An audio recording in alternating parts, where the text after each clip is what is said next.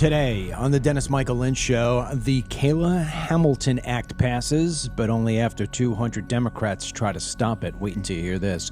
Trump is anointed the first Jewish president. We have DHS in Qatar. Megyn Kelly tells everybody to go F themselves. And the mystery of what's happening at Brown University just intensifies. We've got a great show for you today, so get ready because it's all unfiltered. Dennis Michael Lynch gives you his word, and he will never let you down. He will always fight for America. The only one who really puts his money where his mouth is Dennis Michael Lynch. Hello, I'm Dennis Michael Lynch, and I thank you for joining me today. We are going to get right into it because we have a lot to cover. It is a busy, busy, busy morning, and there's a lot I want to share with you. We're going to start off right away with a photograph of a young girl I want to show it to you. It's up here on the right. Ryan, it may be better if you put side camera on. And that girl right there, her name is Kayla Hamilton. She was autistic, and she was murdered. She was murdered by an illegal alien who is 16 years old from El Salvador in 2022. I mean, you can't get any worse. I mean, the guy was an MS-13 member. And I think people have to remember something about gang mentality and gang life. You know, it's not like when you're 16 years old, all of a sudden you decide, hey, you know what, I'm going to join a gang instead of go and get a job at Home Depot or cutting lawns. The gang mentality in Latin America and throughout gangland, if you will, even here in the United States, it starts very early. And kids who are as young as 10, 11 years old get wrapped up in these gangs, and they get wrapped up in the gangs for a number of different reasons. First and foremost, a lot of times these are kids who are coming from broken homes, and they do not have any sense of leadership. They are looking to aspire to something to where they feel like they're part of a family. And that is what the gang culture is. We will protect you no matter what. You're going to prove yourself to us. But, you know, you're part of our gang. Nobody's going to screw with you. So that lack of family is something that draws in these young men, these young boys, I should really say. That's number one. Number two is poverty, right? So you've got a lot of poverty going on. And in the gangs, you know, they're selling drugs, they're stealing, they're looting, whatever it is. That is another way for them to get some money. So the third and last one really is that, you know, you'll be threatened that if you do not join the gang, you will be killed. It starts early. And what winds up happening is these young kids become callous. They become heartless. And committing crimes, especially crimes against another human being, just seems to be like, you know, shrugging water off the shoulder. It's no big deal. Now you take that the extra level. Now they're coming into our country. They're coming here because the opportunities to steal, kill, and pilferage is so much greater than it is in, let's say, El Salvador. And in this particular case, this poor young girl, I mean, look at the face on her. And on top of that, autistic. Can you imagine? Can you imagine if that was your baby? If that was your little girl, and some piece of crap, 16 years old, comes in and rapes and murders your daughter, that's what happened. And so one of the things that the Republicans were looking to do was pass what was called the Kayla Hamilton Act. And it did. It passed, thank goodness.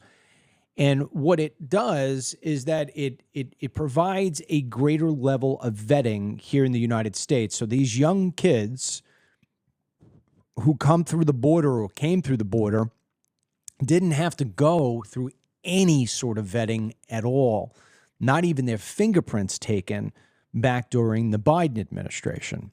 So now we've got 13, 14-year-old kids who are here in the United States, no vetting on them. They're parts of gangs. They're creating massive problems. The Republicans say, hey, we understand, Democrats, you want to treat these kids as juveniles, but they're creating havoc as if they were adults. So we want to make sure that there's an incredible amount of vetting and that these kids are not going to be just released to some sponsor here in the United States of America.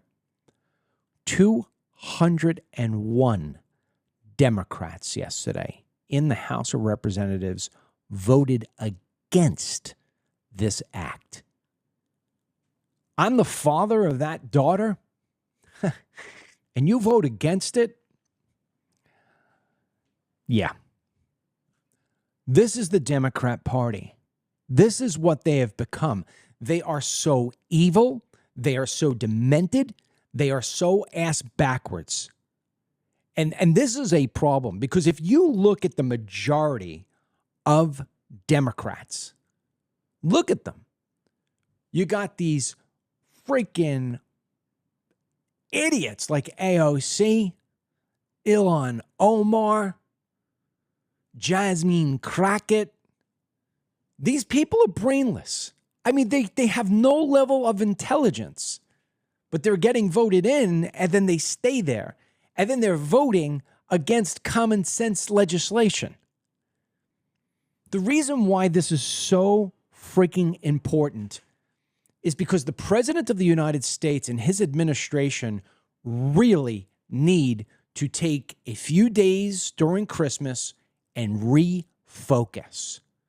They got to go back and play some of the stump speeches that Trump did at rallies and the promises he made and what he stood for and what this entire administration said they stood for.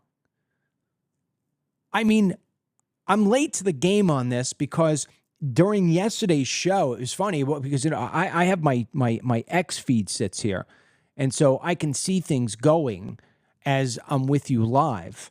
And I seen something, from Susie Wiles, who is the chief of staff at the White House, and I said, "Oh wow, she never tweets. What the hell is she tweeting about?" Because she's very behind the scenes. That's her whole MO, seen but not heard. And she put out this whole thing about Vanity Fair. I'm like, what's this? The minute the show's over, I go take a look at this.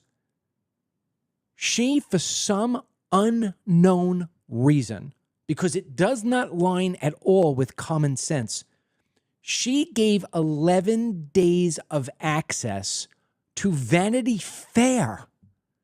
Not even like the New York Times or the Washington Post. Not even like, the Daily Mail or the BBC. Vanity Fair. I mean, why didn't you just give 11 days to Playboy? What did you expect? So they put out an entire hit piece revealing all the different things that she has said negatively about all of the people in Trump's inner circle, from Marco Rubio to J.D. Vance to Stephen Miller, all of them. And she said that the president has an alcoholic's personality, despite the fact that the president never drinks. But he has an alcoholic's personality in the sense that her father, Pat Summerall, who you may recall was a NFL football player and a commentator, Pat Summerall was an alcoholic. That was her father. And so she said she learned from her father that Pat Summerall had a kind of personality, an alcoholic's personality that said he could do anything. There's nothing that he can't do. And Trump has that same personality. Vanity Fair takes these statements, and even if they took them a bit out of context, she still gave them access. Where in the process of thinking things through did she say to herself, I'm not going to do any interviews really, maybe, a handful. Let me line up the people that I want to give 11 days of access to. Oh, Vanity Fair is at the top of the list.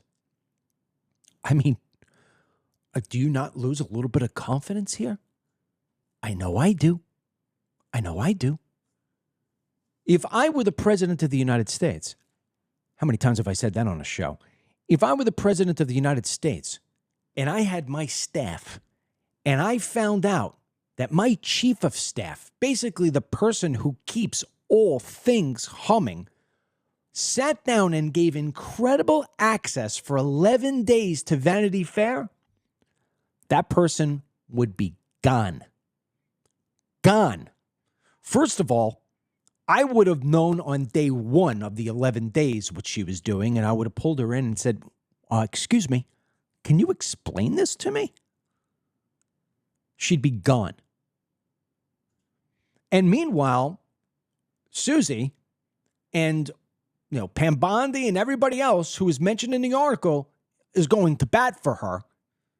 But she hasn't said that she didn't say the things that were in there. She just says they were taken out of context. Every single last one is taken out of context. Why in heaven's name would you sit with a leftist and make even light jokes? Or, she said that J.D. Vance is the forever conspiracy theorist. Now, J.D. Vance played it off and said, oh, yeah, it's a running joke. It's a running joke. No, why are you speaking negatively or even using inside jokes with an outside newspaper, let alone Vanity Fair?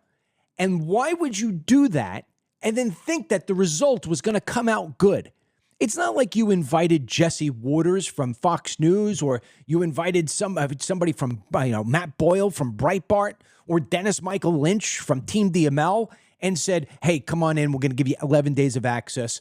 I may say a few things to you. They're going to be off the record. They stay off the record. Or even if I do put them on the record and something slips, Dennis, because look, 11 days we're going to be living together sort of thing, where there's going to be a lot of time. I know I'm going to get a favorable article, right? Of course you are.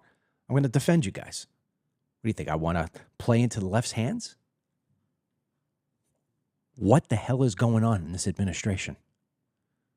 I keep on hearing about how great everything is. The president of the United States tonight is going to address the nation and tell you about all the great things he's done. That's like me holding a meeting tonight with Mary and the 4 kids and say, hey, guys, look, I just want to sit down and tell you about all the great things I've done. They'd be like, Dad, why? Let what you've done speak for itself.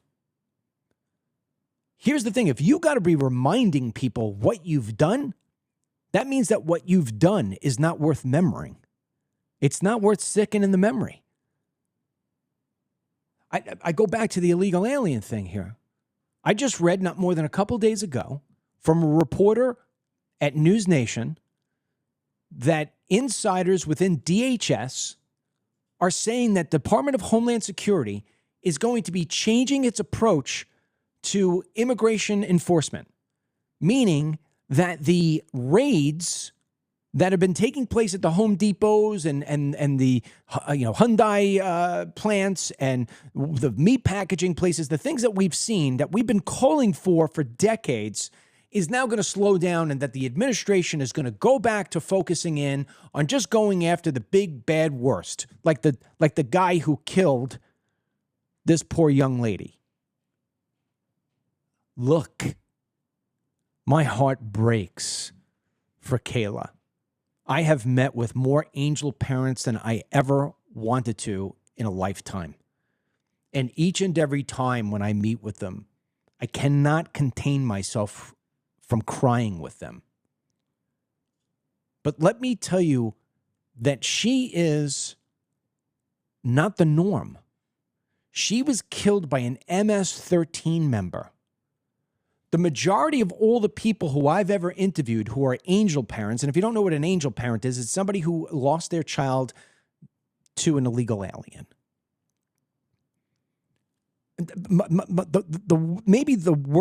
There's so many bad ones.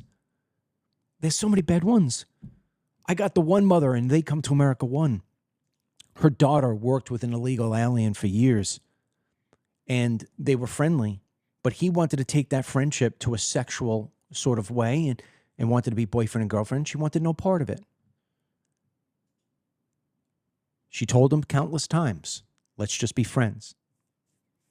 Every Friday night, the girl and her father, who also worked at the same company, this was on Long Island, they and the other people who worked at this company would go out to Friday happy hours. The illegal alien asked for a ride on this particular night, and the girl said yes. On the way there, he forced her to pull over the car behind in a parking lot. He raped her. He beat her. he killed her. He stuffed her in the back of her trunk. He then proceeded to the bar and have cocktails with his coworkers and her father. And when her father said, "Do you know where my daughter is?" he said, "No, I have no idea." When he was done with the cocktails, he went back to the parking lot, to the grassy field parking lot. He opened up to make sure she was dead. She was still alive, and so he stabbed her and maimed her more until she was dead. That guy wasn't MS-13. That guy wasn't a gang member. That guy was an illegal alien who, under this administration, if this is the direction we're going, is going to tell you that they're just here for a better life and that they're working. I am telling you right now, if the president of the United States sat down with me and said, "Dennis, I want you to tell me, you've been doing this for a long time. Who should I target? The MS-13 members or the 40 million illegal aliens who are here?" I said, I only get to pick one group? Yeah. I'd push back and say, all of them. And if he kept on pressing on me and said, "Dennis, damn it, you get one," I'd say, go after the 40 million illegal aliens. Why? Because they're creating an incredible amount of hardship, both financial and on a human level. They're still in jobs. They're still in money. They're welfare fraud. And they're killing people. They're sexually abusing them. The MS-13 members are usually going gangbanger to gangbanger. Yes, you do have casualties of that, like Kayla. But they are a small, small sliver of a major, major pie. Going to hear about how the DHS is going to start to ease up. Going to watch and listen to Vanity Fair. President Trump needs to understand something very, very, very clear. And I am going to look right into the camera. I'm going to say it because I'm going to cut this up later on, and it is going to be a short little video we're going to put all over social media. Mr. President, you need to understand something right now. If this administration does not start taking this up a level, if you don't start getting the GOP to fall in line, and you can do it, put each one of them on your Truth Social account, they'll be done. If you don't get in line soon and hold true to everything you promised at an accelerated rate, 4 years from now, you'll be watching Gavin Newsom complete his first year, and his message to the people of the United States when he hosts an evening telecast on a Wednesday before Christmas is going to say, "It took me 11 months and I undid every single last thing that this administration did," because it's all based on executive orders. And your legacy, Mr. President, will be eviscerated. Everything that you did will be gone. I guarantee you that. And if you don't believe me, if my viewers don't believe me, go back and look at Trump 1.0. We had the greatest economy ever in the United States. Remember hearing all that? This is the best economy ever. And it was robust. But all of it went to the crapper because 4 years later, we had Joe Biden for 4 years, and the first thing he did when he entered that White House was undid every possible thing that was available to him, auto, pen, or not. It doesn't matter. It was still stripped from the docket. And this country almost fell into a deep, dark abyss that it could never escape. If you don't think that history will repeat itself, you are a fool. It's that simple. The president last night held a celebration for Hanukkah and had some of the nation's most notable Jewish people at the White House, one of them being Mark Levin.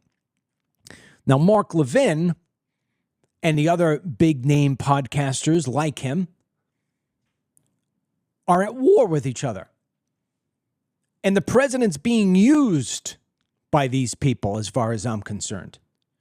Mark Levin does nothing other than champion for Israel, and Tucker Carlson does nothing other than hate on Israel, and the two of them are constantly in a war. And then Candace Owens has fallen into the Tucker camp. And then you've got Ben Shapiro over there in the Levin camp. Do you know why you don't hear anything from the Democrats? I mean, I had to tell you about 201 Democrats who just voted against an act of common sense. Do you know why it's so quiet?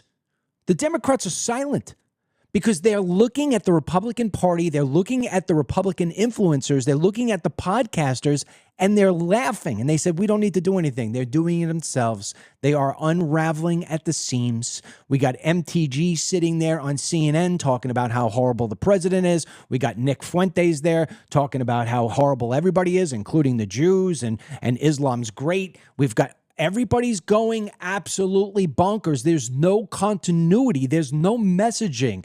There's no unity at all. The Democrats are just saying, we don't even have to come up with a policy. We're just going to let them implode. So what does Mark Levin do last night?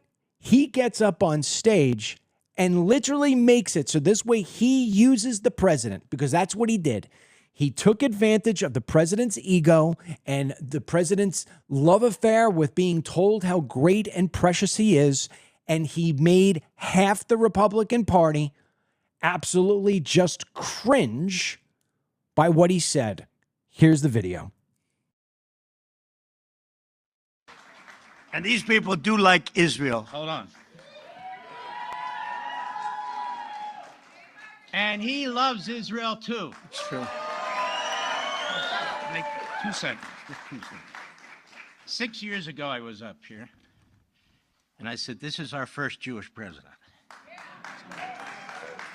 It's true. Now he's the first Jewish president to serve two not consecutive presidencies. We thank you for everything. That's right. Bad things happened on the second one. Namely, the election was rigged. And we found out, and you see that happening. But And you are the greatest president. thank you very much. And God bless you. I miss you. I miss you. Thank you. Thank you. Take care of that guy. Take care of that guy. The first Jewish president. The first Jewish president. I can tell you that Tucker Carlson is going to have something to say about that. I can tell you that half the Republican Party is going to say something about that, because the Republican Party right now and all of its podcasters are in this absolute ridiculous war of pro or anti-Israel. America First now means where you stand on Israel. And we have always been horrible at messaging, but there can't be any worse time in my 20 years that I've been doing this when I've said, man, we have no message. We are all over the place. I'll give you an example. You want to see bad optics? Look on my screen now. Look on my screen now. That is Kristi Noem. Kristi Noem right now as we speak is in Qatar. In Qatar. We just wound up having one of the worst terror attacks ever in Australia, where Jews were just massacred on a beach by two Muslims, right? The president last night finally used the word Islamic extremism, which there is no such thing. There isn't Islamic extremist terrorism. It's just Islam. There is no radical Islam. It's just Islam. Do you want me to prove it to you? You don't need to have a gun and spray bullets into people to be radical Islam. It's just Islam. Here's a man, and look what he's doing to women. This isn't radical. This is Islam. Play it, Ryan. الجزية خلاص عايزين ليه؟ لكم دينكم ولا دين، لكن انت تأذيها رد عليا. انت مش هتسكت الا ما اقول لك. هتقوم تعمل ايه يعني؟ هتقوم تعمل ايه؟ هتقوم تعمل ايه؟ رد عليا. انت في ايدي زي الكلب بفضل الله عز وجل. هطلع كل عربي. لا ما تعرفش بفضل الله عز وجل، لان انا معايا القرآن بفضل الله ومعايا آية الكرسي. لا مش ما تعرفش تعمل لها حاجة. طول ما نستعين بالله ونتقرب الى الله ما تعرفش تعمل معايا حاجة. تأذيها تاني رد علي استئذان رد علي طاعة لله. I mean, that's Islam. Meanwhile, it's Hanukkah, right? We're coming off this horrible attack, and Christy Noam, as if we don't have issues right now in the United States of America. I just went on a 20-minute rant about how it is that our citizens are in grave danger because we've got illegal aliens, and how it is that News Nation is saying DHS is going to ease off the raids. And where's Christy Noam? Christy Noam is over in Qatar, and here's how the Qataris write about this. During the meeting, both sides reviewed avenues for enhancing bilateral cooperation in the security field and exchanging expertise, in addition to discussing a number of issues of mutual interest in a matter that supports joint efforts to maintain security and promote stability. The meeting also witnessed the signing of a letter of intent and a joint statement between the Ministry of Interior of the State of Qatar and the U.S. Department of Homeland Security. Documents aimed to strengthen frameworks for cooperation and coordination, advance security partnerships, and promote the exchange of expertise and best practices in relevant fields.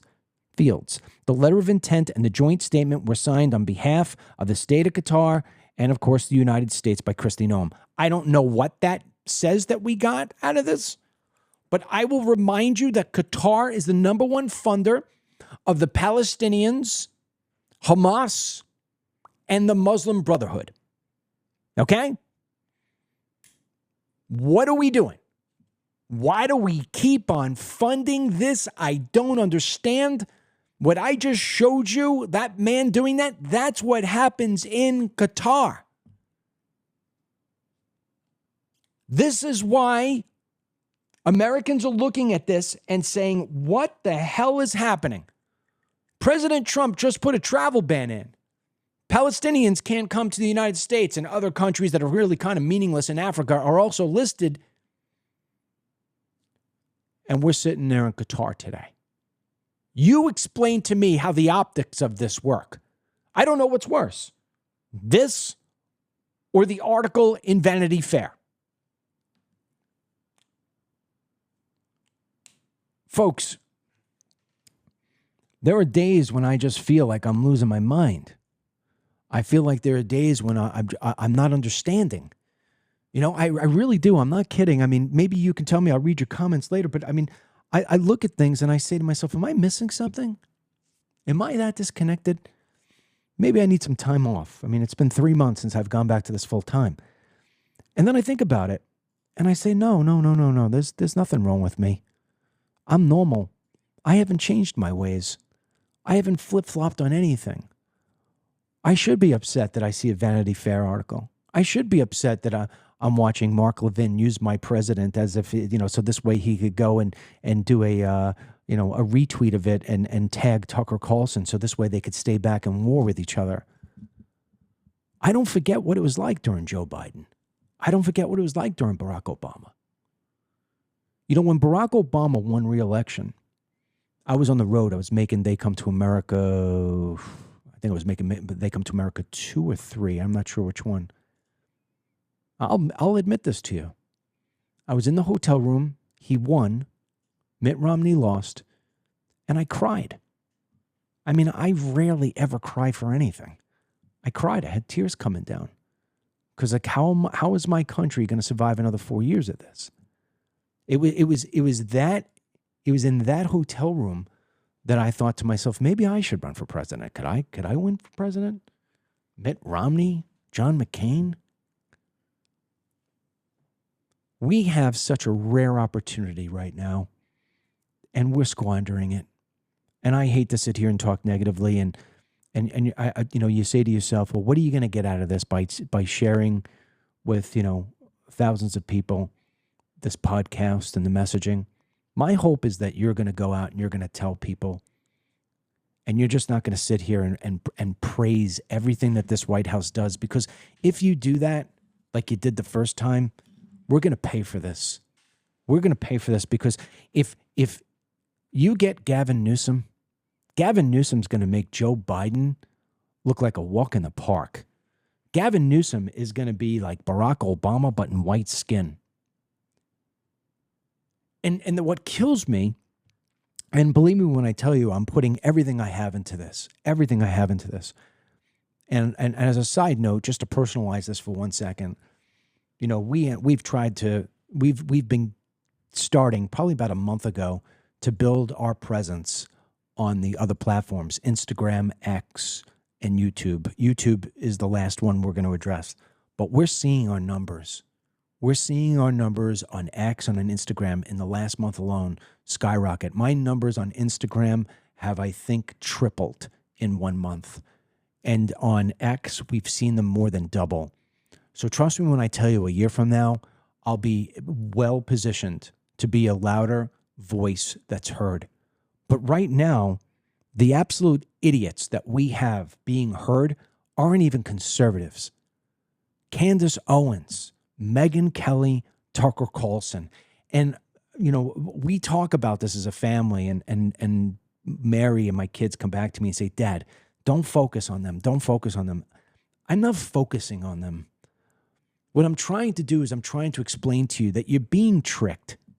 These people are in this for themselves. They're not in it for the greater America, and they're definitely not in it for the people who listen to them. It's all about them and what the next deal is that they can get for a commercial and how much viewership that they could get. I'll give you a prime example. Candace Owens, as far as I'm concerned, is trash. Okay? I will say it straight out. She's trash. And she has tried to monetize Charlie Kirk's death, and I take it personally because that's why I'm back in this game, is because Charlie Kirk. Had Charlie Kirk not died, you know where I'd be right now? I'd be playing golf. To be quite honest, I'd be playing golf. Instead, I'm here. And then when this show is over, I got to work for the rest of the day on cutting clips, putting out articles, and working on a new app. Don't feel bad for me because I'm enjoying being back in the game. What I'm not enjoying is watching the war happen. So Candace Owens has been an absolute train wreck. She's been a liar as far as I'm concerned. She's been dishonest with people as far as I'm concerned. And she's been tricking people as far as I'm concerned. And Megyn Kelly, somehow, some way, maybe because she's got a nice set of legs, I have no idea, but she has wiggled her way to the top of the conservative movement, and she's not even conservative. She has no idea about any of the issues. This is a woman who basically said every single night on Fox News that she was an independent, she was in the middle, she wasn't a conservative, she wasn't a Democrat, although knowing her like I know her, most of the things that she would spit back at me showed that she was left of center. She left Fox News to go work at NBC. I mean, she might as well have just gone to Vanity Fair. She was at NBC. Don't forget that. And then when NBC threw her out and she had nowhere to go, she sat around for a while, and because she needs to see herself in lights, she starts a podcast with a place called Red Seat Ventures. This guy who started that place was somebody who was very connected to the Blades and very connected to Fox News. I met with him. About when I was at Newsmax, about him representing me and putting out a podcast. And at the time, I just said no, I wasn't interested in it. I just wanted to focus on my show. I didn't even know what podcasting was back then. And he grabbed her, and he knew how to do it. He knew how to build her up and make this mirage that she's some kind of conservative. Now she thinks that she's like the mother hen of the entire conservative movement. And so you heard about this big, huge Candace and Erica Kirk meeting. And I'm like, who gives a rat's ass about this? But I'm going to cover it here today because I'm going to show you who it is that's sitting at the top. How pathetic. Because it's all part of why we're broken. You know, this is the part that I try to explain to my family when we have this conversation. Trump is not a solo act. He works off what he sees online. And what goes online right now is dictated by all these top people who I can't understand. That's why there's so many fights about Israel or no Israel. And everybody's taking their eye off Islam. Megyn Kelly has been warming up to Candace. You want to know why she's warming up to Candace? I can tell you straight out. There's only one reason and one reason only. The same thing why she's warming up to TPUSA. It's how she built her podcast. She went and used people who had an audience introduced herself, said, can I be on your podcast? I'll give you a reciprocal to be back on mine. And she just started building up and snowballing it. She sees that Candace Owens has 7 million people following her. She wants to convert those people over to her. She's a narcissist. Here's what she said about Candace Owens, about how it is that they've become very, very chummy. Go. So in any event, Candace knows I disagree with her on this. Petty internet people want to turn that into a cat fight between Candace and yours truly, which will fail. She and I actually have only gotten closer over the past couple of months as people try to make me attack her. So fuck off, okay? So there you go. She just told anybody who criticized that she would not criticize Candace Owens for the disgusting things that she's been saying about Charlie Kirk, about TPUSA, trying to burn it down and rip it down because she's no part of it anymore, and because they won't even have any part of her. Erica Kirk has made a huge mistake in trying to wind up getting into conversations with her. Erica Kirk reaches out to Megyn Kelly and says, can you put it together? And Megyn Kelly does it like if she's going to be some big, huge savior, like she's going to save the conservative movement. Let me tell you something. Nobody gives a rat's ass about Candace Owens when they can't pay their bills. And so, of course, Mother Teresa, known as Megyn Kelly, is going to put it all together. And then she's going to say in one breath, yes, I thought this was very important to bring this together. But the people who criticized me, F you. Oh, my God. You want to talk about the most hypocritical statement of all time? That trash-mouthing bimbo is no different than Candace Owens. This is why we're stuck. Trump will put Megyn Kelly on the stump. TPUSA will put Megyn Kelly on the stump, and she's a freaking Democrat at heart. This is why we can't win. This is why we can't win. You know what you're never going to see?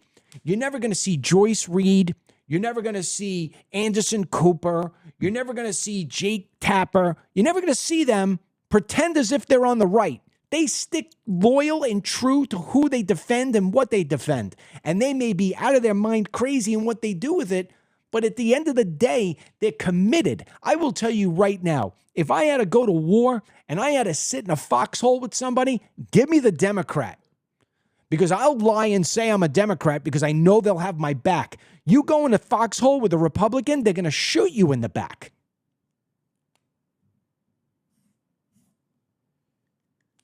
That said, we got bigger fish to fry. We'll let them all play with each other, and eventually they should get a rearview mirror. Because I'm going to come right up on their ass, and I'm going to pass them. Frickin' it. We have got a country to save. We have a country to defend. We've got topics that mean something. The amount of passion and time put into that crap is disgusting. And if you listen to those people, let me just say this out loud. If you are somebody who listens to Candace Owens, Tucker Carlson, or Megyn Kelly, I politely ask you to not waste your time with me. Because unless you're looking for somebody to pull you out of that stupidity, I'm not your guy. I'm not your guy. Going over to Brown, I don't know who's more dumb, Megyn Kelly and Candace Owens, or the people I keep on watching at Brown University. Something smells here, okay? I have been in this business for 20 years. I've seen everything. Something seriously smells because there's incompetence and then there's cunning. And I see cunning. I see something that's going on wrong. First video we're going to play is yesterday.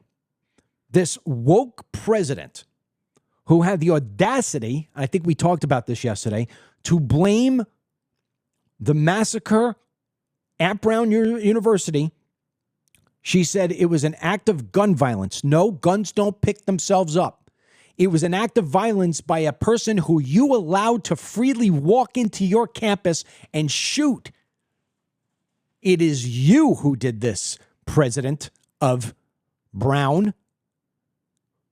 You know, and they keep on telling you that, well, there's reasons there were no cameras. We got 800 plus cameras on the university campus, but we have no cameras on this specific building because it's old. Well, really?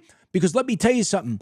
Where that president stays, her residence is older. That building is older than the building of where the shooting took place, and she's got cameras on the outside. So you know what? Save your BS for somebody else.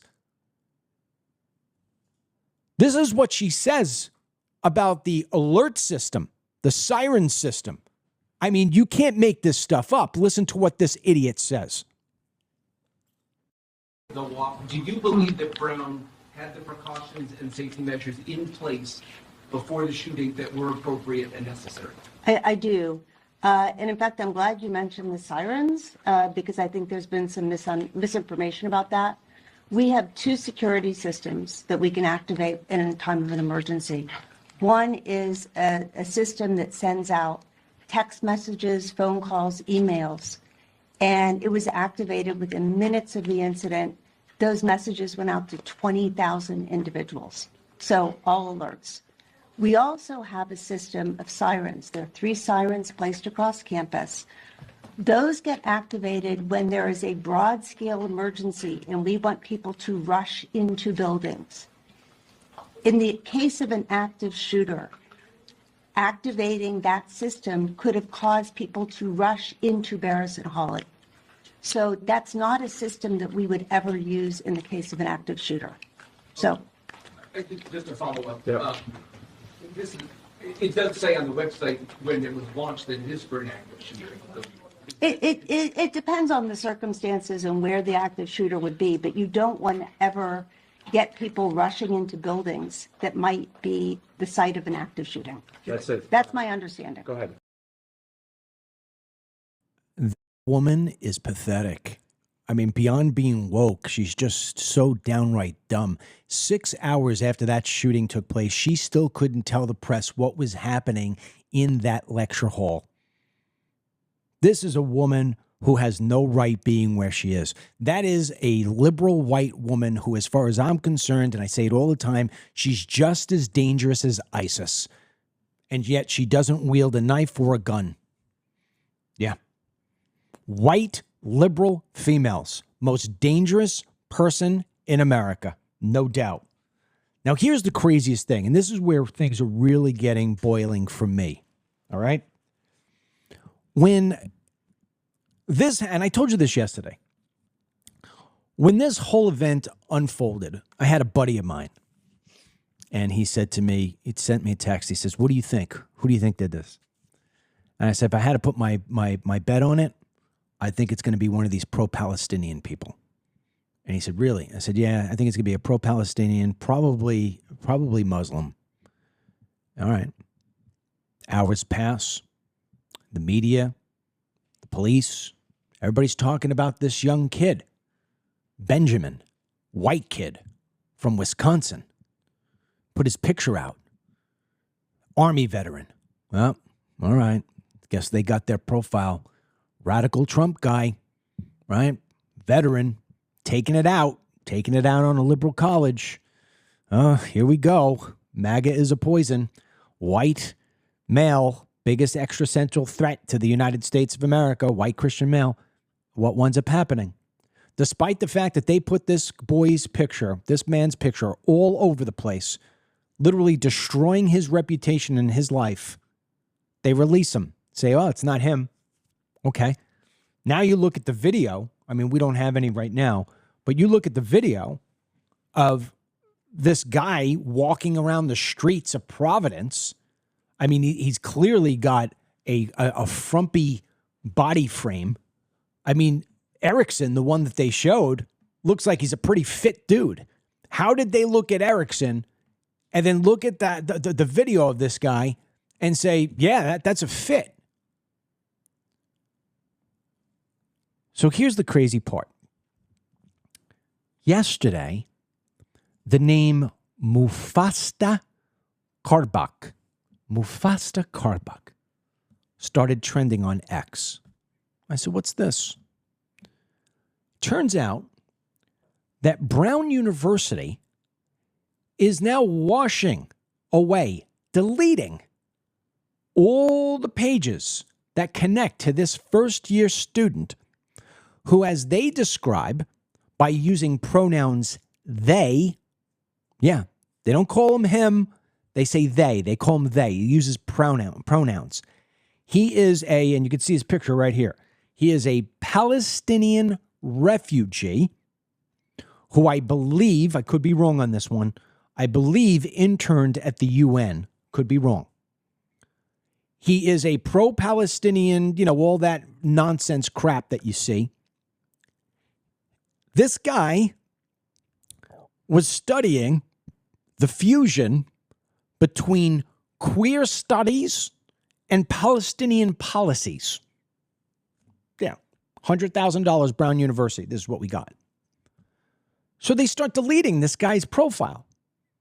And I said, all right, I got to look at this for myself. And I did. I put his name in. You could do it for yourself. Put his name into Google. Mustafa Korbach, Brown University. His picture will come up. And it's a picture that ties back to Brown University. Click it, and you're going to get no page found. It's been scrubbed. Totally scrubbed. Everybody said it's scrubbed. Scrubbed. Later in the day, last night, Brown University puts out a statement that says people are doxing him. Doxing means basically giving out somebody's address. They're doxing him, and it's very dangerous. And if he was a person of interest, they would have said so. How can we believe Brown University that they would have told us about somebody, especially named Mufasta, who's Palestinian and a refugee, who on top of that is a queer and uses pronouns? We're going to trust that they're going to tell us about him, but they won't tell us what was screamed or what students say they heard screamed prior to the gunshot.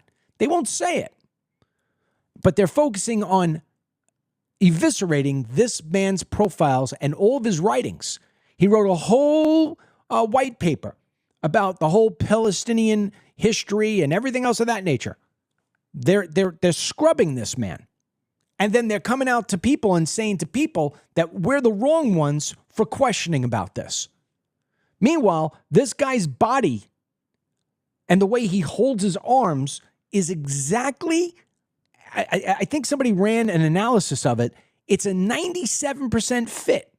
When you do an AI comparison, could this be a profile fit? Now, here is, again, the president of the university being asked about pages being deleted off the website. Listen to what she says. Some web pages for students or faculty have been taken down. Is that a response to any external threats to anyone in the community? We have been working very closely with law enforcement to provide them with all of the internal to Brown information that they need to do this investigation. It's their investigation. They're the professionals. So we're providing information. We're not in the job of reviewing it for them. I know nothing about web pages being taken down as part of this. It's the first I've heard of it. What does this woman know? She doesn't know what the people were doing in the lecture hall. She doesn't know why there aren't cameras on. She doesn't know that their web pages are being taken down. I don't believe her as far as I can throw her. You look at any white female liberal, when they move their lips, you could guarantee there's either profanity or lies coming from them. Let's not forget that Candace Owens was a Democrat, and so too is Megyn Kelly. But they figured out that they could monetize conservatives, and that's why they are where they are. But really? You're going to delete this guy? And we're just supposed to be like, oh, okay, that sounds normal. That's normal behavior. How many other people got deleted? They delete any white people? Here is the Attorney General trying to tell you that they don't have any kind of motive yet. Listen to this. There is no information that the investigative team has about motive. Zero. There's nothing about, even if taking at face value what one or two witnesses may have said about what something was said, Okay, and there are many witnesses that say nothing was said. There's nothing about what we know was perhaps said that indicates any kind of motive that is related at all to ethnicity or political outlook or culture. There's nothing at all that we know right now about that. And I think that is a dangerous road to go down, particularly in today's environment. This guy is such a chicken. He won't say it. He won't say Allah Akbar. He won't say Islam. He won't say Muslim. He's another politically correct liberal. All right? Here's his next comment when he's asked specifically about Mustafa. Here's what he has to say. Question about that name, and I know the name that you're asking about because a member of the media asked me about it. I am familiar with it. I wasn't familiar with it when the media member asked me about it. I think it was either CBS or NBC. I asked my team about it, and I think this is an area where caution is really necessary. There are lots of reasons why a page might be taken down, particularly if there's chatter out there about, to your question, Amanda, about words that were spoken. It's easy to jump from someone saying words that were spoken to what those words are, to a particular name that reflects a motive targeting a particular person. That's a really dangerous road to go down. Really dangerous. If that name meant anything to this investigation, we would be out looking for that person. We would let you know we were looking for that person. You know, again, I think it's just a really dangerous road to go down. I know that in today's age, there are lots of things that people read into things. It's just a dangerous thing to do. And I would leave it to us to identify persons of interest and let us run them down. What the public can do for us today is help us figure out who this guy is. And we hope to have more information out that will help you do that, help us do that. You have a I don't like using this word too often, but it's become popular again, and I think it's such a good descriptor because it's actually an IQ word. But can you get any more retarded than the people that are on that dais? You got a police chief who's an immigrant from Colombia, a DEI hire, speaking half of the time in Spanish, right? People asking him real tough questions, and what does he answer? My heart goes out. My heart goes out. My heart goes out to the victims. Yeah. Listen, take your heart and your badge and your shiny shoes and your fentanyl-selling nephew. In case you haven't heard about that, I told you yesterday. His nephew was a fentanyl kingpin. Take it and go back to Colombia. We got other cops that we can put in this position that are going to figure this out. Then you've got this idiot president of the university. And then, of course, you got this AG, this politically correct AG. And I'm not even going to go into the mayor or whatever he is.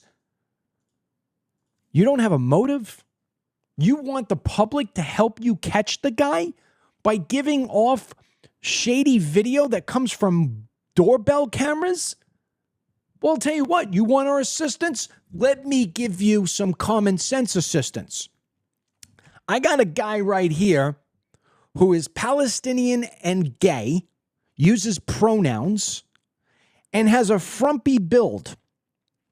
I got a guy you're showing me walking around Brown University with a frumpy build who was able to access the building, knew that there would be people inside that building, knew where to go to on a Saturday afternoon when most people who aren't associated with a college, who wouldn't be a student, just some random dude that decides, I'm going to wake up today. I have no angst against anybody at Brown University, but I'm going to wake up today because I know, because the good Lord told me that there's 60 plus people in a study hall, and I'm just going to go because I also know that the VP of the Republican Club, a nice little white girl, is going to sit there and I'm going to blow them away. I'm just going to guess this is all going to happen. You've got to be an absolute moron to think that that's a scenario.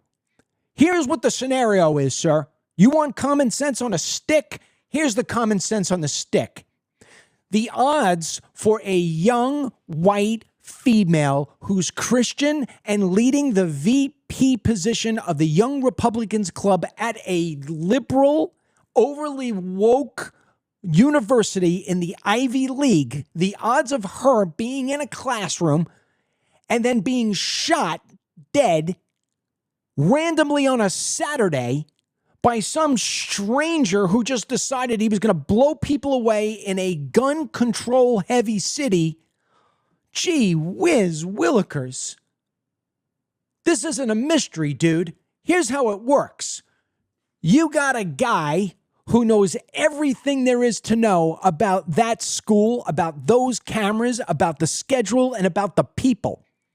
Oh, and by the way, I didn't even tell you about the head of security, who is a DEI hire and who has been highly criticized for his inability to keep anybody safe. Let me see if I could get this guy up here for you, if I can find it real quick. Give me a second. It's on my timeline somewhere. Can't be too deep down. Let me get this. Where is it? There we go. Here we go. Rodney Chapman. Right here on the side. Rodney Chapman is in charge of public safety at Brown University, hired in 2021 to address bias in policing, a supporter of Black Lives Matter and DEI. Two unions unanimously issued no confidence votes this year on Chapman for lack of campus safety and a toxic workplace. Come on, man. Come on. This doesn't take Dick Tracy. It just takes you not being a dick. What basically comes down to is this. This was an inside job. Somebody knew who they were targeting. Fox News yesterday from Jesse Waters, I don't know how accurate this is, but he's going to get more inside info on this than I am. Apparently, that beautiful young blonde-headed girl was shot multiple times.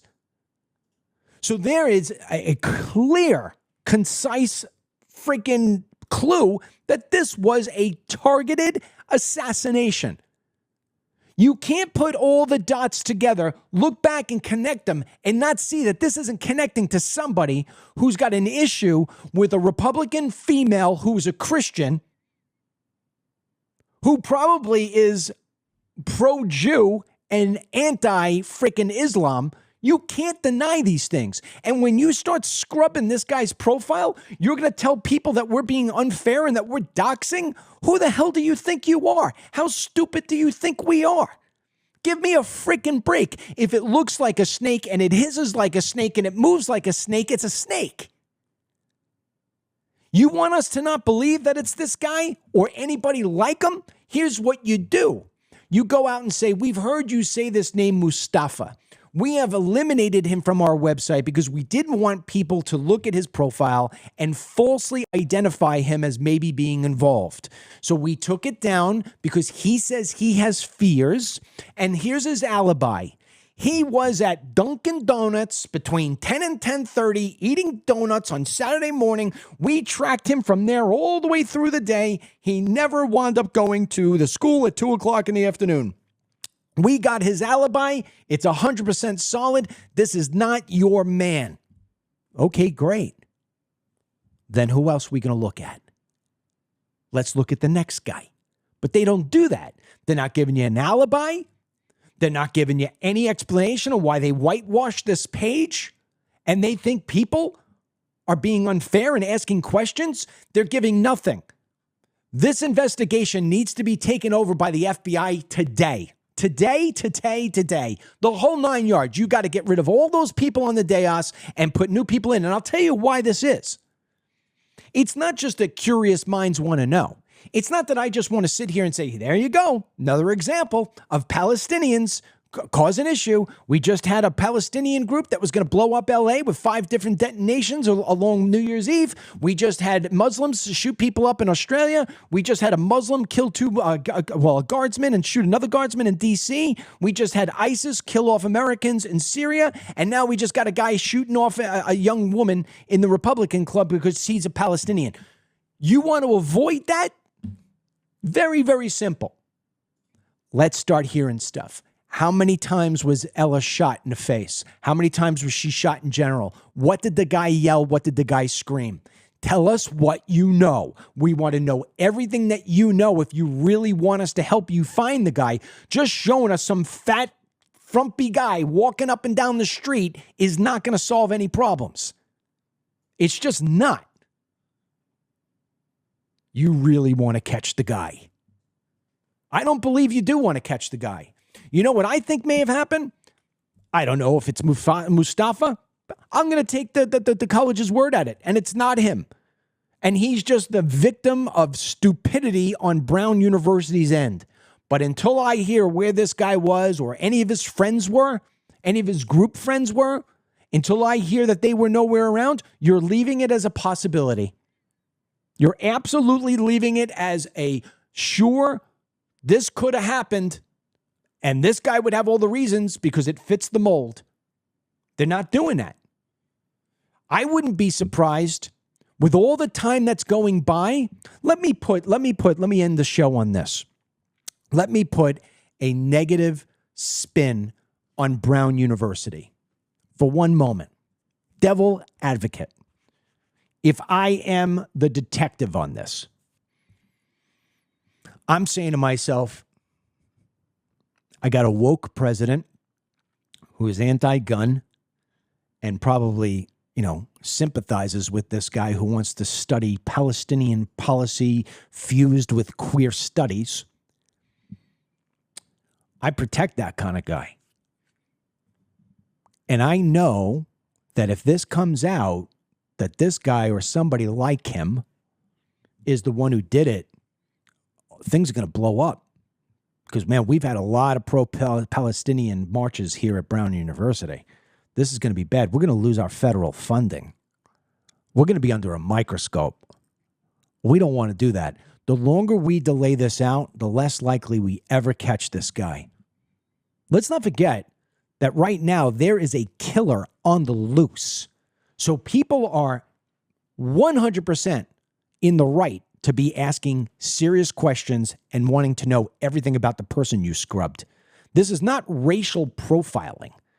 This is, we've got a killer on the run, and you brought highlight to this person by trying to take the light away. Would it be possible that because all that time has passed, days have passed, that this person was able to rid of all the clothing, burn it all, get rid of the gun, throw it into a river, do something, dismantle it, bury it 15 feet into the ground? Oh, my goodness. The amount of time we're giving this person to clear up their tracks. Could it be whoever it is has escaped, has gone, has fled? Every minute that passes is another minute where it's more likely we're never going to get an answer. That in itself is criminal. To see FBI agents kicking snow around, I don't understand what's going on here. But I can tell you I've been around long enough to know that this goes beyond incompetence. That's all I have to say. So I want to repeat, I'm not pointing the guilt towards anybody other than Brown University and the people they're working with for not giving full disclosure on things that could keep the public safe. Is it this guy? Is it some other guy? Is it a random janitor who just had a thing up his ass? I have no idea. But as long as they keep on making it look as if it's somebody by trying to cover up for somebody, well, the situation smells. That's that. The Crazy Left ends today. That's how we always leave the show, the Crazy Left. For those of you who are listening only, imagine an older lady, probably in her 70s, is working at Target, and what sounds like a liberal white woman attacks her verbally in Target because this woman is wearing a red shirt with an American flag and freedom in the front, which is basically now known for Charlie Kirk. Play it. Why? They let you wear that shirt here? Yes. So Why? Why are you taking my picture? why are you wearing that shirt? You're working. It's not It's a a Target red shirt. shirt. I can wear any red shirt. It's not a plain shirt. It doesn't have to be It's a Charlie Kirk shirt. Yes, I know. Are you fucking stupid? No. Why the fuck would you wear that? You're at work at Target. That's not a Target shirt. It's not a plain red shirt.